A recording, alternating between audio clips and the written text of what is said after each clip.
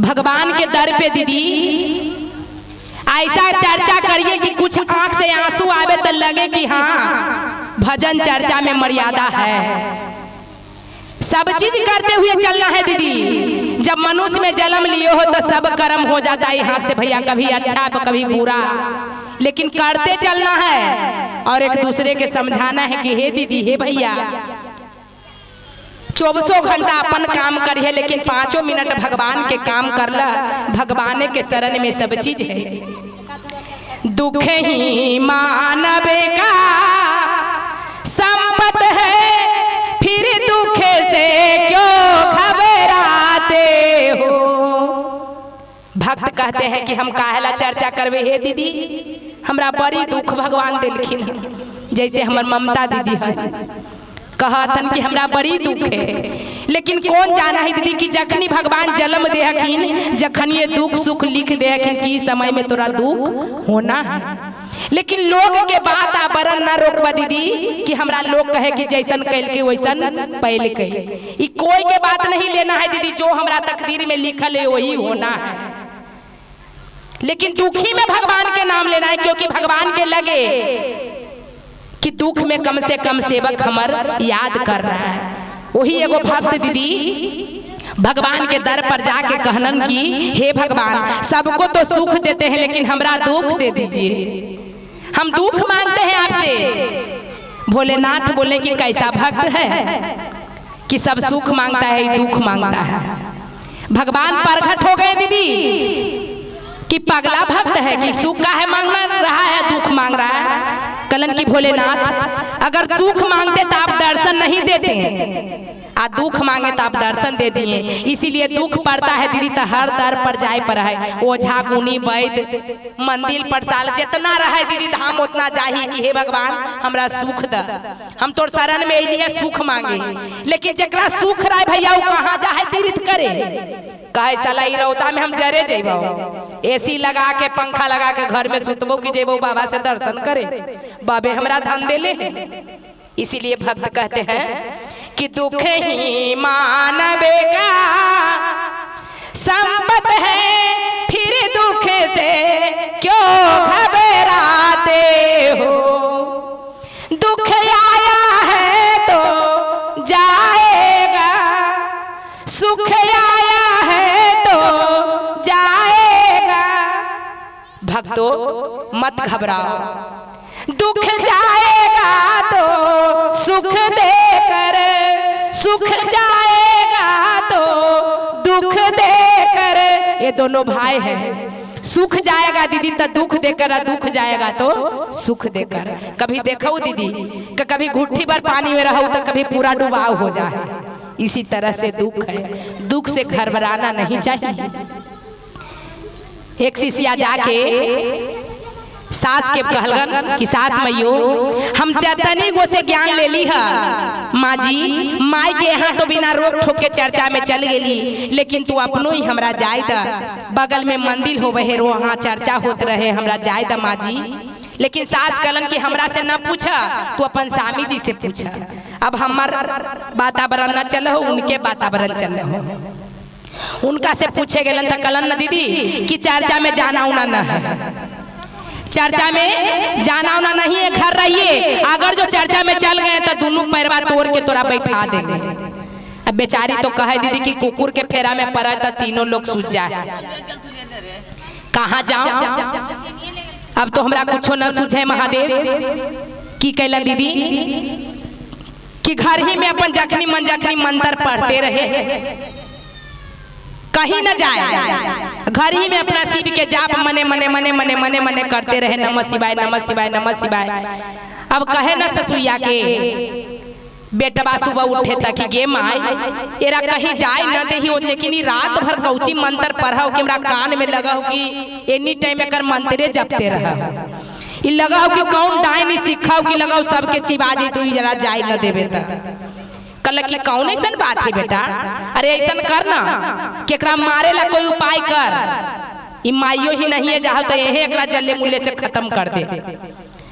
कलन की ना बेटा मारमी काहेला, अरे तोरा हम बुद्धि दे ही हो, जितना एकर गहना गेठी हो जे तोरा हम दे ही हो, आ तू एक गहना गेठी सोना चांदी हो ना सब लेके परदेश चल जो बेटा, बेच खोज के ओढ़ी खाइए। अब बहुत दिन उन्हीं बिलमा दिए, एकरा ऊब देबू तो ये अपने दुआरी पर से चल जैतो तो तोरा दोसर अच्छा कन्या से शादी कर देबो।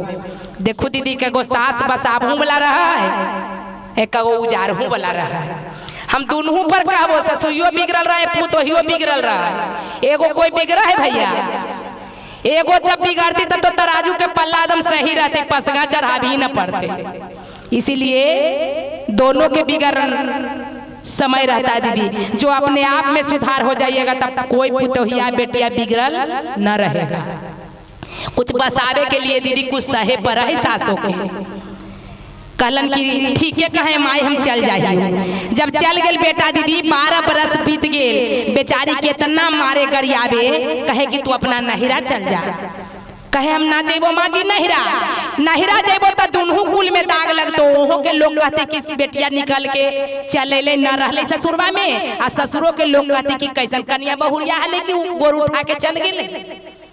यहाँ ही माँ जी तो दुनू कुल हमर बच्चन हो, कहीं न जाइबो त कि ना जाइबा त जा कमा के लाबा रुपया त खइह, तोरा घर में बैठल खाना कहाँ से देबो, त कहाँ कमाई जाइयो माँ जी। एक काम कर न, 1 किलो गाय के दूध ला द भैंसी के आ दही जमा द, आ तोरे नगरिया में दही बेचबो, 2-4 पैसा कमा के लाके देबो।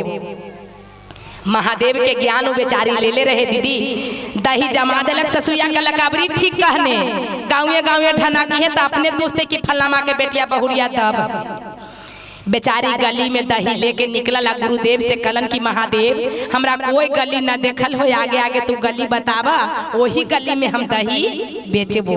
एक बार दया कैलन दीदी भोलेनाथ, आंख बंद कैलन, माथा पर दही के हरिया धैलन, एक के बेरा ले ले ले ले भगवान कहाँ पहुँचा दिलन। जौन प्रदेश में ओकर स्वामी जी वही गली में रखिन डेरा लेके, वही गली में जाके बेचारी दही बेचैया न का कहन अपना मुख से कि अरे दानापुर के दाना मछलिया, आ परवलपुर के तेल सुन मोरा साजना, अरे हमारा दहिया बिकई आला मोल सुन मोरा सजना।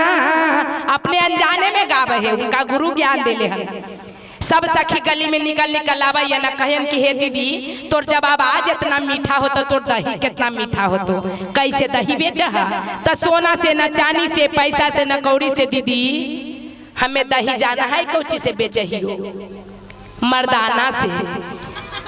अहे तू कौन बात बोल है के कर मर्दाना भारी कि तोरा दही ले लेते मर्दाना के दे देते, ओकर मर्दाना छतवा पर से हुलकई उ ना चिन्हे कि हमारा औरत है, क्योंकि बेचारी पागल के रूप धैले दीदी। 12 बरस दीदी अन्न पानी न मिले, तो बेचारी हुक हुक प्राण से जिए। लेकिन महादेव उनका ज्ञान दिलन, जो उनकर स्वामी के बुद्धि दिलन महादेव, वहू उतर के नीचे आल कलन की कौची से दही बेचा है दीदी। अहो भैया न सोना से न चांदी से हम दही आई मर्दाना से बेचे ही, तक कहलन ओकर मर्दानमा कि लावा ना हमरा घर में माँ हो न मेहरी हो, माय न बहिन हो, हम ढनकल ही हो, लावा तू ही हमरा जोरे रहा, बढ़िया से प्रेम से दही जमैया आ रोज हमरा खिलैया, हम तोरे जोरे रह जा। देखो दीदी कि भगवान के मिलावे के रहे त कहाँ से कहाँ मिला दे। अब की कहलन दीदी कि कलन की हो भैया आज बार हमरा घरे जाए त कल्हे दहिया बेचे अइबो न त तोरा हम रह जइबो तोरा जोरे। फिर गुरु से दया मांगलन, चल गेलन त सास कलन की आइला दही बेच के, हे माई जी आज दही तब बेचलियो है, लेकिन सोना से न चांदी से दही मर्दाना से बेचलियो, अगर बरहन झाँटती तोरा बरहनिया से झाँट देबो।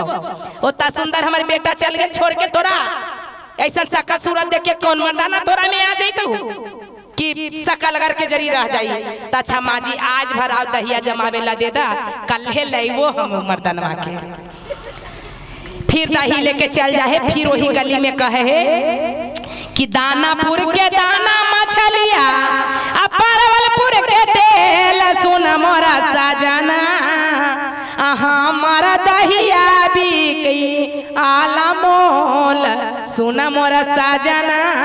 सब निकल आवे कि दही बेचनिया ना हो, ई ठगनिया आइलो हो, ई सोना चांदी ठग दो सबके मर्दानों के ठग ठग के लेके चल जइतो। भाला गरासा निकाले है बेचारी के मारे ला रगे दे है, तब मर्दानमा पीछे से आके छेक ले है आ कहे कि काहेला इनका मारो दीदी भैया, त कि तू एरा बचावे वाला कौन है?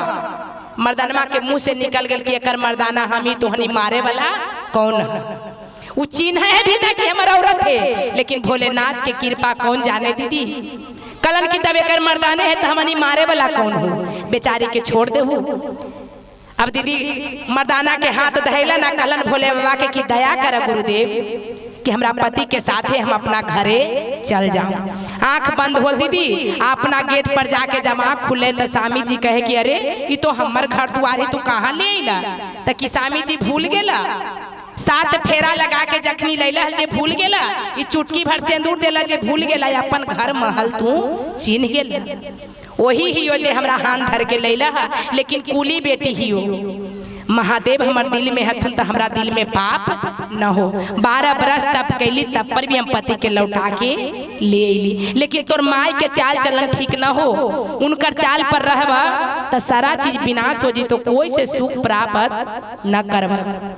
कलन की जब ऐसा बात हो तब भाला तलवार निकालक कि ऐसा माई रहे से का फायदा है, और से अच्छा है कि माई ऐसा कुपत्तर बाल बच्चा रहे निम्न ओकरा जन्म नहीं दे, कोख से अपना पैदा नहीं करे, जो ऐसा ज्ञान माँ देने वाला कि दूसर के बेटी के ला के तरपा के आज ढनकार आया अपना बेटा के राजमहल पाठ करे लगी, दूसर नारी के आशा करवा रहा है। ऐसा माँ रहे से फायदा नहीं है, लाइए तलवार हम हुसन माँ के काट देते हैं। लेकिन तब पर भी सती लड़की रहे, नहीं स्वामी जी पापी को मार दीजिएगा तो पाप खत्म हो जाएगा, पापी के रह के देखे दीजिए कि धरती पर कितना कैसे करके पापी के प्राण जाता है, उनको रहे दीजिए। आ जाके कि बेटा के सुता देलक घर में, अकलन की जखनी तोर माई तोहफा खोतू जखनिए देबो। जब सास खोजल तो कलन की जाके देखा माँ तू देखब तो तोरा चक्कर आ जाई, तो बेटा के देखे जाए तो बेटा ताली बजा के कहे बाह गे मैया का कैले कि न रहले न रहे के सरनागा छोड़ ले, आ दोसर के बेटी के ला के देह में चुट्टी काट ले।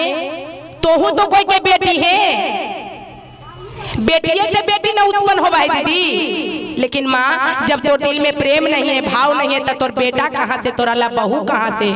जाइए जहाँ राज करना हो और करिए, अब तोरा कोई रिश्ता नाता है यहाँ नहीं है। बोलिए शंकर भगवान की, बोलिए सच्चे दरबार की, बोलिए ठल की ससुइया की, बिगड़ल की पुतोहिया की।